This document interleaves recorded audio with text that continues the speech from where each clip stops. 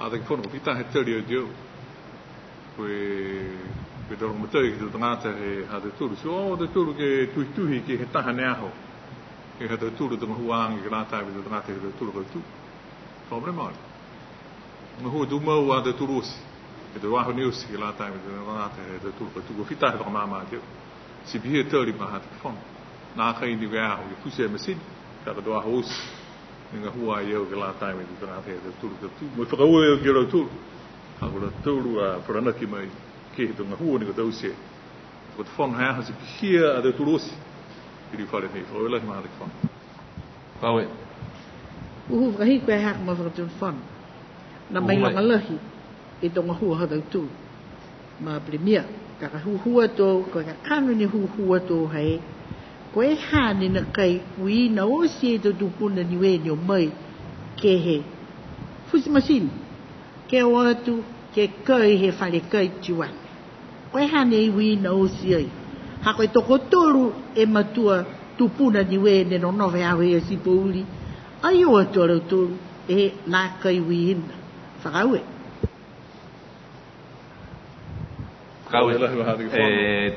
tuku atu ke he ikipule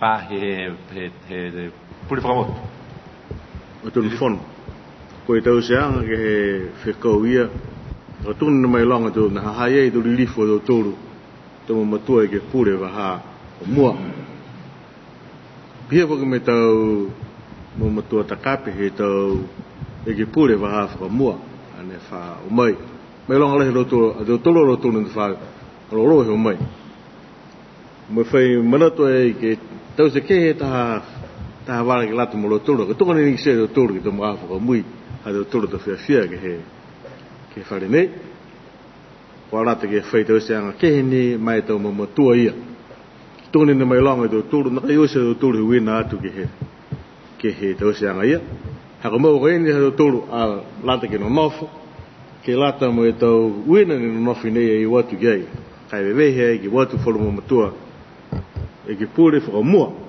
ki lote whare nei ke watu whalataha mo ro tūru ia ke tau seanga ia mena hia na kai ke lata mo tau tangata na ko lata ni mo tau kui e ke pure po ke tau takape ke tau kui e ke pun tolonga fu tu ni mai longa ha to sa nga mua ia ai mahino mi tau pe holo mi tek na pia ni dum na fo e ma mana ke ma pau mo fa nga mi tek e da wa ho o ke tau i mua fo ele Pawe ma fa tun fono ke tali he ki puli koe huhua ka ha koe finatu e matua i ko ha ma hatau tōru ka pisinga i ko he ahuia ka maama de whakakisa mai kai mai puli koe tau ta kape tau e ke puli whakamua ai koe tau tupuna no niha niwe ne no nofi niwe whakawela Kawe whakahoro atu ke he waru whakaira fit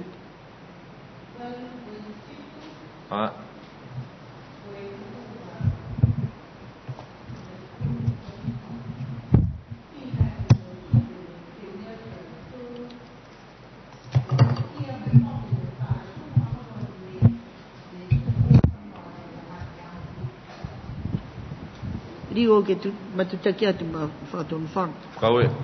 Whihe tupe ne to tongi aki alo tu ne to hia mai pata i tala tu whakaholo niwe ne tu whatu whanoa ke to tangata he aho pule motu. Kawela. Rola hi mahari whanu. Premier. Ue ai te tongi e te tangata hua mo te whanu. Ai whi te tongi e kehe mai alo tūru ala ua toko ua ne longa matai ki ai. Koe tau mamatua ne rangatai ke tangata tupi nei. Tau ki tahe ta mawhitara ne whakatatunua ki haraua do mahu. Ai hoko sia he haka manatu, whakatangata. Tako bihia ni e hingoa e whakailoanga ne ko whakailoanga mai e roturu nuka dau se whikau nei. Manatu whakio ki whakailoanga te bihini, koe tupi nei. Sponsor ai he madakau in PNC. Niwe philatelic and numismatics and philatelic company. Koe tupe mai he matakawia na lang matai whakau nei he tu. koe whakatokatanga ki lātai me te pepe behine koe whakamana e tupu mai ang he whakatwhono taha whakatakatanga i no manakolohi he whakatwhono hea ke matutanki ke kisia he te tangata he tūru e mai ang he te tangata ki lātai me whakauni whakawilahi maari Koe Uhu lafkilunga ma whakatwhono Uhu mai he mai e manato haa ma blimia koe te tongi ni ia laua whakatokoa koe loa tue mga hane koe te tongi tue whakatautun ka koe hane i whakatautun whoki e tau ofisa ngā hua ha koe kue tau mga aho ne whoki e whakau e ke taus kai lahi e ngā hua koe hane i whakatautun ia whaua ia whoki mai he tau tupe nā he whali e stem i tunga ne tala hau e koe koe bihini e whakatakatanga koe te tangata hua whakatwhono laua maha te whono whakawila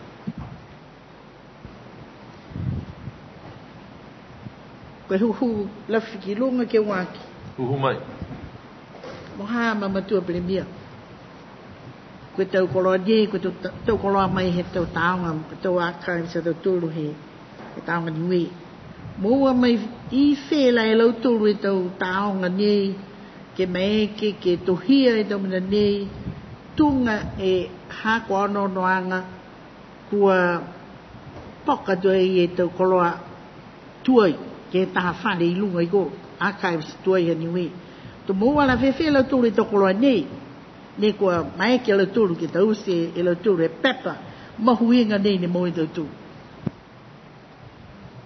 na haia I lau tūru ha kumikumianga maha te ki whono koe hākoni ke aare ke lau tūru ke tau se whikau nei haia I lau tūru kumikumianga ka eke ni ko whai pepa ne kua ko ki sia lau tūru ko whaongai, hei ene ko tuhia I ki loto. Mui whakabūri e whakaongang he whaura man. Ka hea koe loa, ke kāna whuki ne aole I ki rau ia, ko rau tūru ia, hako he rau tūru a rotu ke he tau māmanga ki te whakau whakataonga ni we ia, ko ke hea tūru tau tāna tuku whakahoro, e nā tae me hea tūru kau tūku whakauilahi. Kaue. Uhu walu pointi walu. Uhu walu pointi walu walu. Ea, koe huhu ma whatun whanu. O hoko mai toe ki he whakahiku he tau ua whenā kai hong furu. O nāko ma matua pilimia ke whakakise mai lai te mana mahuinga hau ko tau si. He whakatun whanu he aho nge lata mo niwe. Ke mai longa e mauturu e tau e ke pule. Hawilahi. Huhu e hatakat pe e whakatun whanu. Loa whewhe e whakamatalanga I hao he mga honai ka eke kua tuku mai e koe. Ka eke ke whaitau seanga whoke tau tūru ke lata mai whakau ia, ke tunga e tohia si ta mai ke tufa wiko po ke ha. Ka e tuku ateo ke koe mam. Ina o ke ori atu mihia. Tuku mai rata mga aho ke tuhia e salam. Ke whakakisi atu tanga hua he whanu heaho. Ke lata e mue tutuanga he tau Katakairanga ko ke tau rilifu nei ko mare mai. He riu whare nei si pihia whuki nei me te tangata he tau tūru tau tū. Haka longara he hāko ki sia. E tau mara mitaki no tau se whuki whonu. Hei ai whuki nei tau mena no wana kai hanga mitaki. Taka mara pihia doi ni. Se manako ke whai mga tuku mai ke tuhi atu. O ila he ngata ki whonu. Kaue. Ole atu ki he e ke pule ne tuku mai e huhu fia na kai o tau se pihia. Hau e ma whakatun whonu. Toka I pihia. To tau se pihia. Ke tuku atu. Hai ai taha whanoanga da tūru he aho hongfu marima he mahina te sem. Ono atu kia I ke mua ai whamarimori. Kaue. Whaharo atu ke lirifu kokou.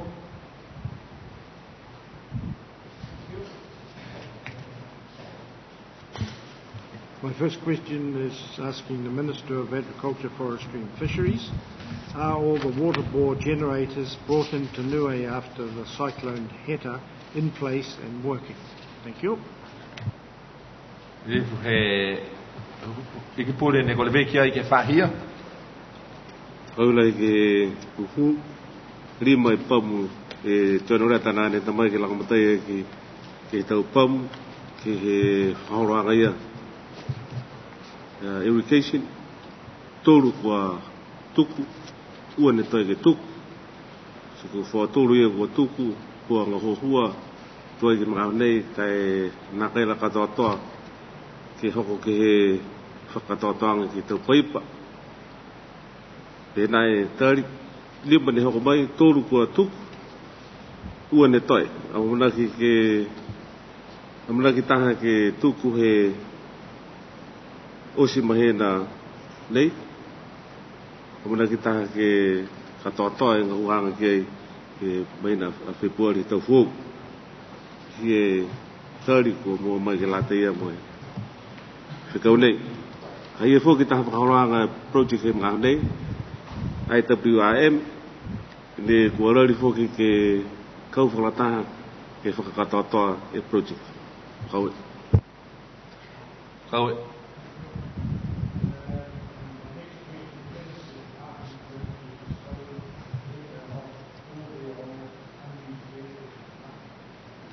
Walu whakaila hong fū.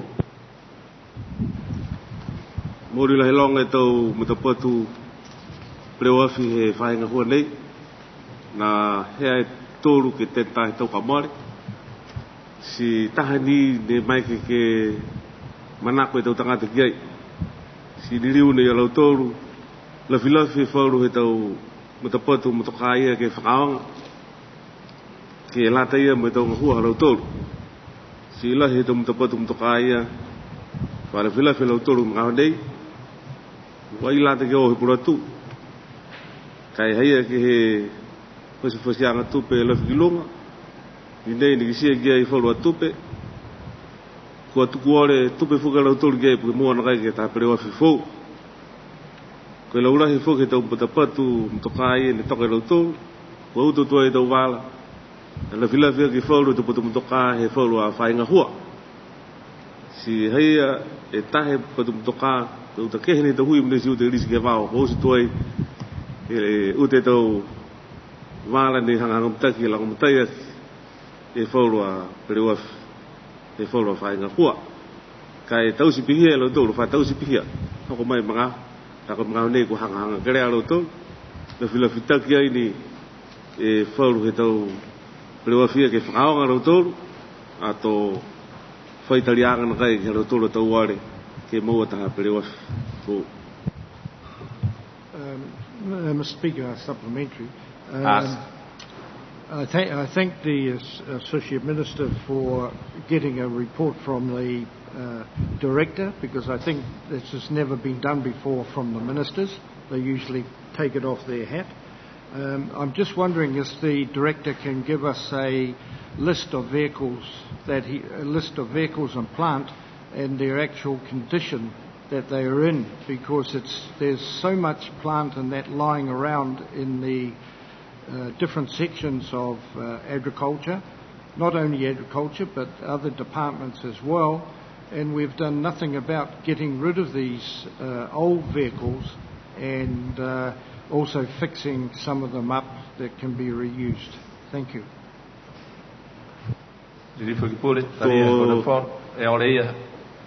Mitakila hea ore tolari ki e tau sipia ha koa hangahangkarea mōri whauru whainga hua ni tutu e tu mtapatu perewafia kai nā kai loa e taha koe hingoa e kakano o si tuai kua rata ki utakehe ha ko utakehe ki tau kaina mo tau māko kai o ki utakehe mo whakamea e tau whainga hua ia mōri lahi tara hoa tau sipia ma lirifu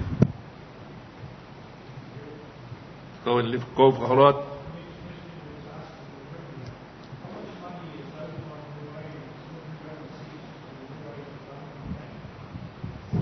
And what has been repaid over the last 3 years? Thank you.